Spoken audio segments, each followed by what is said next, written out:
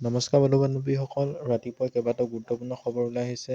প্ৰত্যেকটো খবৰে আপোনালোকৰ বাবে অতি গুৰুত্বপূৰ্ণ, গতিকে ভিডিঅ'টো স্কিপ নকৰি শেষলৈকে চাই থাকক। 1 কেজি চাউলৰ দাম 500 টকা, 400 গ্ৰাম গাখীৰ দাম 790 টকা। দেউলীয়া হোৱাৰ দিশে চুবুৰীয়া শ্ৰীলংকা। মাত্ৰ 400 গ্ৰাম গাখীৰৰ মূল্য 790 টকা, 1 কেজি চাউলৰ মূল্য 500 টকা। এয়াই এতিয়া ভাৰতৰ চুবুৰীয়া দেশ শ্ৰীলংকাৰ অৱস্থা। প্ৰচণ্ড বিত্তীয় সংকটত ভোগা শ্ৰীলংকাত অত্যাৱশ্যকীয় সামগ্ৰীৰ মূল্য আকাশ স্পৰ্শ কৰাৰ লগতে এই সামগ্ৰীসমূহ ক্ৰয় কৰাটো বিলাসিতাৰ বাহিৰে এতিয়া একো নাই। এনে পৰিস্থিতিত শ্ৰীলংকাৰ জনতাই ভোক আৰু মুদ্ৰাস্ফীতিৰ মাজেৰে দেশ এৰি আন দেশলৈ গতি কৰাৰ বাহিৰে বেলেগ পথ একো বিচাৰি পোৱা নাই। ইতিমধ্যে দেশখনৰ পৰা ভাৰতলৈ আগমন ঘটিছে সাধাৰণ নাগৰিকৰ।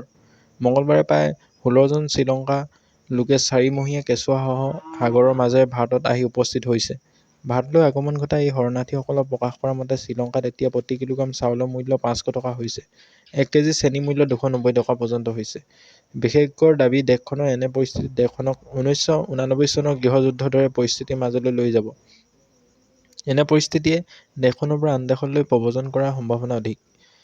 উল্লেখযোগ্য যে শ্ৰীলংকাৰ পৰা বহু নাগৰিকে বিপদসংকুলভাৱে সাগৰৰ মাজেৰে মাছমৰীয়া ধন দি ভাৰতলৈ প্ৰব্ৰজন কৰিছে। ইয়াৰে 16 জনীয়া এটা দলক মঙলবাৰে ভাৰতীয় উপকূল বাহিনীয়ে এটা দ্বীপৰ পৰা উদ্ধাৰ কৰিছে, য'ত 4টা শিশু আছিল।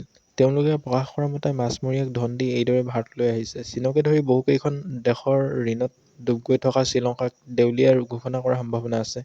বিগত জানুৱাৰীত শ্ৰীলংকাৰ মুদ্ৰাৰ ভাণ্ডাৰ 70% হ্ৰাস হৈ 2.36 আৰব ডলাৰ হৈ গৈ। ইয়াৰ উপৰিও শ্ৰীলংকাই আগন্তুক 12 মাহত 7.3 আৰব ডলাৰ ভাৰতীয় মূল্য হিচাপত 54,000 কোটি টকা ঘৰুৱা আৰু বিদেশী ঋণ ঘূৰাব মাৰিব লাগিব। এই 54,000 কোটি টকাৰ ভিতৰত 68% ঋণেই চীনক দিব লাগিব দেশখনে। ইফালে শ্ৰীলংকাৰ এনে বিত্তীয় সংকটৰ প্ৰতি লক্ষ্য ৰাখি ভাৰতে দেশখনক সহায় কৰিবলৈ আগবাঢ়ি আহিছে। ভাৰতে চুবুৰীয়া দ্বীপ ৰাষ্ট্ৰখনক 90 নিযুত ডলাৰতকৈ অধিক ঋণ প্ৰদানৰ কথা ঘোষণা কৰিছে। ভাৰতৰ এই সহায়ৰ ফলত দেশখনে বৈদেশিক মুদ্ৰাৰ ভাণ্ডাৰ বৃদ্ধি কৰাৰ লগতে খাদ্য আমদানি কৰাত সহায় হ'ব বুলি কোৱা হৈছে।